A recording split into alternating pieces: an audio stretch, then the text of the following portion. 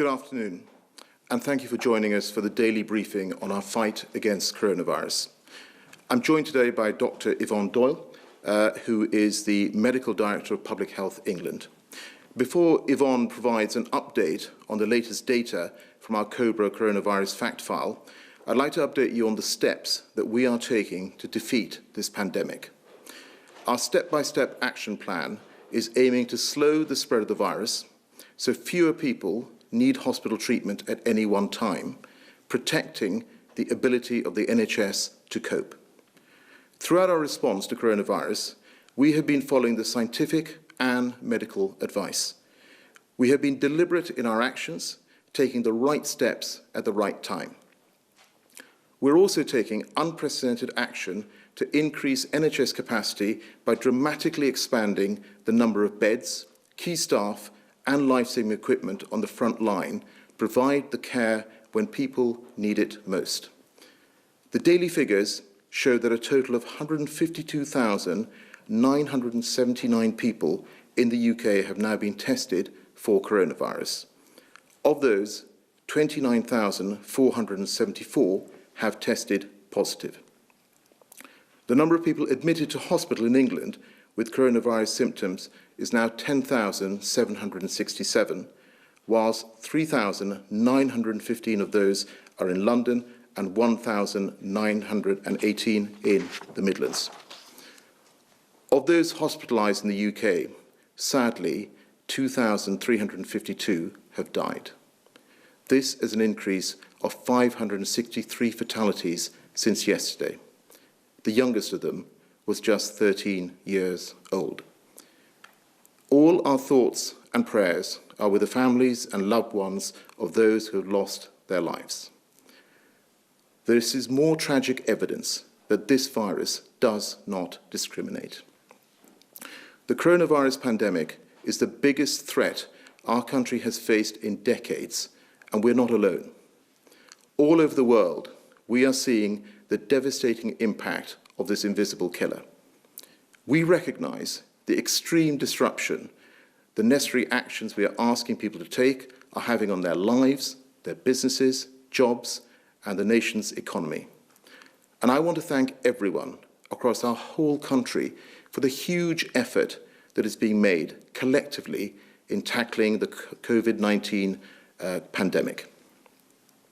To the frontline workers treating and caring for patients, the people delivering supplies to their neighbours, and the millions staying at home, thank you. You are protecting the NHS and saving lives. And I want to thank businesses too. Through your support for your workers and your communities, and through your willingness to support our health service, you are making a real difference.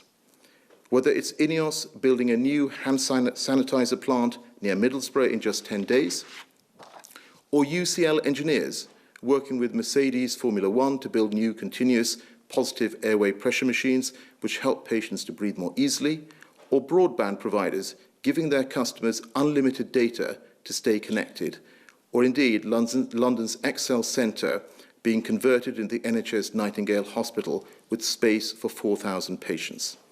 These are just a few of the examples of businesses from across our great nation supporting life-saving work. There are also thousands of businesses, large and small, which have worked with staff to ensure that they are supported in the days and weeks ahead. Whether that is through ensuring PHE guidelines are followed on site, implementing furlough schemes, carrying over annual leave, or providing the means to work from home. I want to convey my heartfelt thanks to all of those businesses up and down the country which are working to keep our economy going, so that when this crisis passes, and it will, we are ready to bounce back. Our businesses are doing all they can to support our people, and I want to make it clear that government, in turn, will do all it can to support our businesses. We have already taken unprecedented action to support businesses, safeguard jobs, and protect the economy. From today, businesses will start benefiting from £22 billion in the form of business rates relief and grants of up to £25,000, which are being paid into the bank accounts of the smallest high street firms. On Saturday, I said that we had provided funds to councils in England for grants to small businesses. As of today, these local authorities have received more than £12 billion. This afternoon, I held a call with hundreds of local authorities across England and made clear that this money must reach businesses as quickly as possible.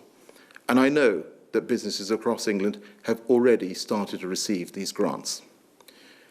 We know high street banks are working really hard to support the UK through this period, including through mortgage holidays and increased credit facilities. Loans for businesses are also being issued through the COVID Business Interruption Loan Scheme since it came into operation last week. The Chancellor, together with Bank of England and the Financial Conduct Authority, wrote to the chief executives of the UK banks to urge them to make sure that the benefits of the loan scheme are passed through to businesses and consumers. And it would be completely unacceptable if any banks were unfairly refusing funds to good businesses in financial difficulty. Just as the taxpayer stepped in to help the banks back in 2008, we will work with the banks to do everything they can to repay that favour and support the businesses and people of the United Kingdom in their time of need. Of course, this is a brand new scheme, and as with all new schemes, it will not be perfect from the outset. We are listening all the time. And in response to concerns that we've heard from businesses, we are looking at ways in which we can ensure they get the support they need. The Chancellor will be saying more on this in the coming days. It is crucial that when we overcome this crisis, as in time we will, that businesses are in a good position to move forward. Times are tough, and we have harder times ahead of us. But I know that together we will pull through. Yvonne. Thank you, Secretary of State. I would like to present you with some slides just to give you an update on what is happening across the country and also with the health system. Could I have slide 1, please? And this shows a slightly concerning trend because we have seen an uptick in motor vehicle traffic. So the message here really is people do need to stay at home, and most are doing the right thing, as you can see from the rapid decline in public transport use. So everyone needs to do that. The message here is we need to save lives and protect the NHS, so please stay at home. Could I have slide 2, please? This shows the number of new UK cases as of today. It is slightly concerning. It's still too early to say whether the plateau of hospital admissions has ended, but we've now seen 3 days of increases in a row. And again, we need to protect the NHS. And the best way to do that is to stay at home, to avoid catching the disease yourself, and obviously avoid giving it to anyone else. That is the way the NHS can continue to protect us. Could I have slide 3, please? This slide shows the England hospital admissions. I think a lot of reporting has been about London, and you can see why on this slide, and that's where coronavirus is most advanced. But the chart shows that the threat is everywhere. We need to protect the NHS everywhere, and the Midlands now is obviously a concern as well. And slide 4, please. And this is what it's all about. It is about saving lives. This slide shows the global death comparisons. We need to save lives. As things stand, it has not been as severe here as in France, and we're just tucked in under the USA and obviously Italy on a different trajectory, and Spain and the United States, as we said. But there is no reason to be complacent. Stay at home, protect the NHS, save lives. Thank you. Thank you, Yvonne. I think we'll now move to the Q&A. The first question is from the BBC, Laura Koonsberg. Laura. Thank you very much, Secretary of State. The peak of this disease seems to be coming earlier than the government expected, but you are missing the testing targets. There's a huge amount of evidence of staff not having the equipment they desperately need. There are not enough ventilators. Do you accept now that the approach and the response from government has just been too slow? Laura, thank you very much for that question. Can I just make it absolutely clear, and the Prime Minister has been very clear about this as well, is that increasing testing capacity is absolutely the government's top priority. We're now at 10,000 tests a day. We're rolling out additional networks of labs and testing sites. And in terms of PHE, over the last 2 weeks, 390 million products have been distributed. And of course, we will continue to do more and work to make sure that PHE is available. As you know, there is a hotline which is available, 24-hour hotline for NHS staff as well. But Yvonne, if you wanted to comment on this, please. Thank you, Secretary of State. So, Laura, there is positive news about this. We committed, the NHS and PHE committed to make 10,000 tests a day available. We have met that target by the end of March, early April, and we have some more capacity. And our commitment is actually to go to 25,000 tests a day, and we are confident with our industry partners that we will achieve that. So that means patients are getting the tests they need, but there is also some spare capacity in that for testing the most urgent healthcare workers.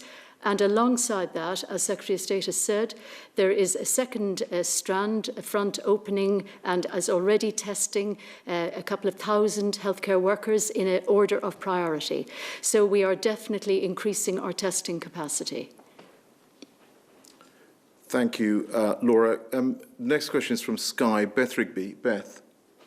Thank you. A question first for Yvonne Doyle. Can you give us the number and proportion of frontline NHS staff who've been tested for coronavirus? You said 2,000. Is that out of 500,000 frontline NHS workers? And how are you intending to scale that up? And if I may, to the Secretary of State, the Prime Minister said nearly 2 weeks ago he wanted to get to 250,000 tests a day. That was the virus and antibody tests. Latest daily figure is 10,412 tests. Why is it taking so long for reality to match the rhetoric? And will you give a clear time frame as to when you will deliver on the Prime Minister's promise? Thank you. Well, Yvonne, could I ask you to take that first? Thank you, Secretary of State. So, Beth, the number of tests undertaken in the NHS Public Health England combined testing capacity is just increasing at the moment. So that will be a relatively small number, but there is capacity, for example, today for almost 3,000. And that will increase as we get to 25,000, that capacity. But the important capacity is in the second strand, where we will have five centres where people can drive through and get their testing done in order of priority. NHS chief executives are identifying that priority, and the intention here is to get from thousands to hundreds of thousands within the coming weeks. So we are very committed to our NHS frontline staff. Thank you. Yvonne, thank you for that. And I think, Beth, Yvonne has explained the details in terms of ramping up testing. You made particular reference to the antibody tests. I mean, what I can say on that is, of course, we are urgently evaluating that test, and it is an absolute priority. And of course, this is about making sure that people who have the test can find out whether they've had the virus and are now immune to it. The Chief Scientific Officer has said that the accuracy of this test is incredibly important. So it's also important that we get this right before we launch the test itself. Thank you for that. The next question is from ITV, Robert Peston. Robert. Hello. Good afternoon. Largely a question, I think, for Yvonne Doyle. Yvonne, I reported this afternoon that 1 million antibody tests are arriving from China in the coming few days. They have been paid for by the government. The government has said it won't pay for anything that it doesn't think works. But I am told that PHE, Public Health England, is dragging its feet in giving its approval to the use of these tests. I'm also told that these tests would be an alternative to PCR and would actually detect active virus, for example, in frontline staff. When will they be in hospitals for use? Thank you, Robert. So the antibody tests, the important thing about these antibody tests is it's not a matter of dragging our feet. It's important that the test is valid, that it does what it says it does. And as the Chief Medical Officer said, there's something worse than no test is a wrong test or a bad test. So that is what is being tested at the moment. And in the meantime, there is a separate strand, which is very important, which is called seroprevalence, where our own labs are testing the validity of whether the blood samples we're getting very generously from people who've had the disease, but also from Blood and Transplant and from the College of GPs surveillance scheme, whether those tests are also valid, and we are very pleased about that. So I would say, Robert, as soon as we can, we want to be out there doing these tests. Thank you, Robert. Thank you, Yvonne. The next question is from the Evening Standard, from Joe Murphy. Joe. Hello, may I ask Yvonne Doyle, if 2,000 NHS staff have been tested so far and 125,000 are self-isolating or thereabouts, that's, by my reckoning, 1.6%. Can I pin you to a target for the improvement that you promised in the previous answer? What, for example, will that number look like in 1 week from today?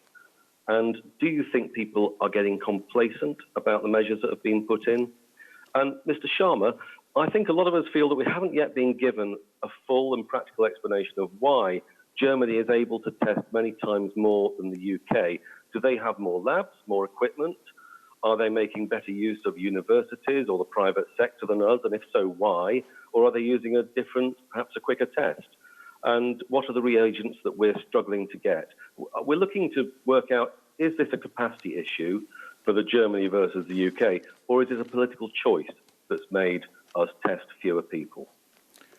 I wonder whether you might take that first. Well, I presume you're talking about the healthcare worker frontline testing. And the intention there, as I say, is to go from tens of thousands to hundreds of thousands. That will have to go on the basis of the priority that is identified as to which of these workers are actually needed. When I say workers, they're really staff or colleagues, are needed in which settings, particularly where the sickest patients are. And they will be tested first. So that is the intention over the coming weeks. While I'm speaking, do you wish me to speak about the reagents? Yes, just please. about the reagents. So the reagents are generally produced by the manufacturers of the machines. And so the reagents that work best are those that work with the machines that they're intended for. That's the most efficient. We are working with the industry to ensure that that supply is good and that the machinery is most efficient. But as the head of the industry has said, there is a global market in this, but they are committed to working with the UK government and with us to ensure that we get those tests through as quickly. And there is complementary work going on to ensure that we can supplement that if needed, and that is very exciting for the future. Joe, I think you asked, you made reference to Germany. We, of course, look to see where we can learn throughout this process. And, of course, we are working with industry, we're working with the scientific community to make sure that we have maximum possible supplies. But I just go back to the point that Jenny Harries, the Deputy Chief Medical Officer, made some days ago when she said we're looking to create a lab-based testing on a scale which is comparable to building a medical equivalent of a car factory. So we are trying to do something at huge scale very fast, but I think as you've heard from Yvonne, we are making progress, we will continue to make progress, and we are determined to make sure that we have the supplies and provide the support that we can for people across the UK, and particularly the most vulnerable and those key workers in the NHS. Thank you very much for that, Joe. I think the next question is from Financial Times, from Laura Hughes. Laura. Good afternoon. Can I ask, what is the government's exit strategy for getting us out of this lockdown? And what role will testing play in that? Jeremy Hunt has called for mass community testing. Is it too late for that? Or is that the government's policy and one that we'll see being carried out over the next few weeks and months? Yeah. Thank you for that, Laura. Let me just say a few words before I pass on to Yvonne on this. Of course, people will understand across the country why we have put these restrictions in place, and the Prime Minister was very clear they were for an initial 3-week period, and we would review them. But what's also really important is that if we stop these too quickly, there is a possibility that that effort that people have made, that massive effort people have made across the country, is wasted, and we could potentially see a dangerous second peak. We absolutely want to avoid that, but I think it may be helpful, Yvonne, if you want to amplify on this particular point. Thank you, Secretary of State. So the Prime Minister has committed to taking review of this after Easter. And I think it's important to say that we are looking at this through the scientific lens as well, through modelling and through the information we're getting from clinical cases as to how this epidemic is progressing. And we will be guided by that, Laura. So we obviously want to make the right call at the right time on this. And it is something that we have to keep reviewing every week. And certainly we're very close to SAGE and the modelling on that. But in terms of the mass testing, which is your other point here, so the testing strategy is to increase the amount of testing done, not just in healthcare workers, but in the population. The rate limiting step there is not us, it's really whether the tests are valid and how then to get that out and about and aided by technology. And I think that will change as the phases of this epidemic change. We will perhaps use different techniques. In the beginning, at the containment phase, this was very professional people dependent in the community. We obviously would want this to go faster as we come to a different phase of the epidemic. Thank you for that, Yvonne. We have one final question, which is from BuzzFeed, from Emily Ashton. Emily. Hi, this is a question for both of you, I think. NHS frontline workers across the country are showing extraordinary courage and showing up at hospitals day after day in horrific circumstances. You may have seen today a joint statement from trade unions saying the lack of personal protective equipment has become a crisis within a crisis. Workers are being put at unnecessary risk.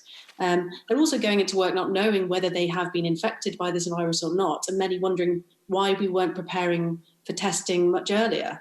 The government keeps offering them warm words, and we've heard more of those this evening, but do you accept that you are putting those workers into a dangerous situation and really need to act urgently to keep them safe?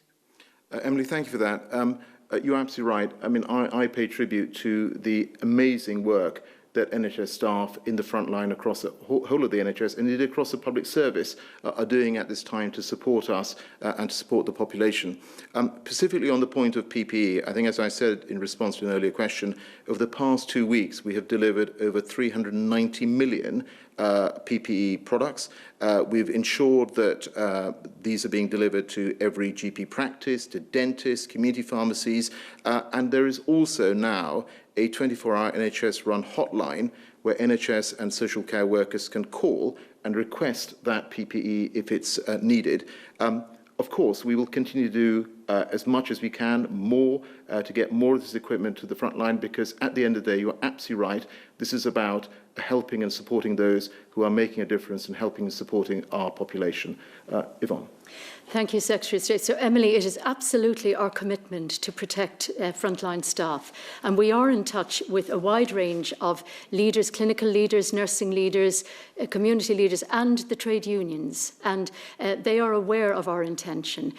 We are working very rapidly at the moment to ensure that the deliveries reach where they're needed and good stock taking on that. And also that our guidance is easily understood and people understand what they actually need to keep them safe in the circumstances they're in. Great. Well, thank you very much. I think that was our last question. Could I just end by saying is that we do request that everybody follows the government guidelines. Ultimately, this is about staying at home, protecting the NHS and saving lives, and we will get through this working together. Thank you.